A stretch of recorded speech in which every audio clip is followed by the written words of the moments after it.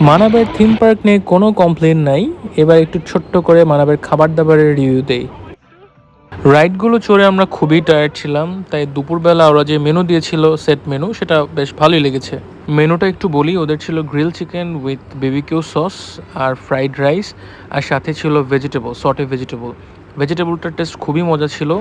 আর chicken আর fried রাইসটা ছিল average. আর dessert হিসেবে ছিল কেক, যেটা টেস্ট মোটামুটি ছিল। ওরা কমপ্লিমেন্টারি হিসেবে তাইনকে একটা কাপ কেকও দিয়েছে।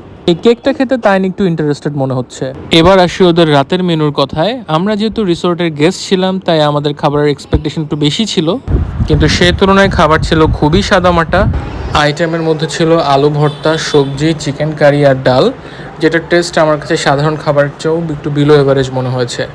পরদিন সকালের ব্রেকফাস্টের কথায় আসি। শুরুতেই আমাদেরকে ম্যাঙ্গো জুস দিয়েছিল, যেটা অ্যাজ ইউজুয়াল মজা। তাই জুসটা ফিডারে করে খেয়েছে। সাথে ছিল খিচুড়ি, ডিম আর চিকেন কারি। তারপরও থিম পার্ক আর রিসোর্টের তুলনায় আমার খাবার বেশ এভারেজ মনে হয়েছে, খানিকটা টেস্টের দিকে বিলো এভারেজও হতে পারে। ব্রেকফাস্ট শেষ করতে আমরা গরম গরম চা পেয়ে যাই। চা খেয়ে আমরা ছুট দিই থিম পার্কে, আবার পানিতে অনেকগুলো রাইড চড়ার জন্য।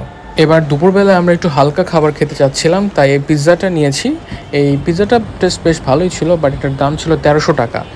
এবার একটু কনক্লুশনে আসি। যারা অ্যাডভেঞ্চার আর ওয়াটার রাইড পছন্দ করে তাদের জন্য মানাবে পারফেক্ট একটা প্লেস হতে পারে, বাট খাবার দাবার বা যারা ভোজন রসিক তাদের জন্য এটা খুব একটা ভালো না।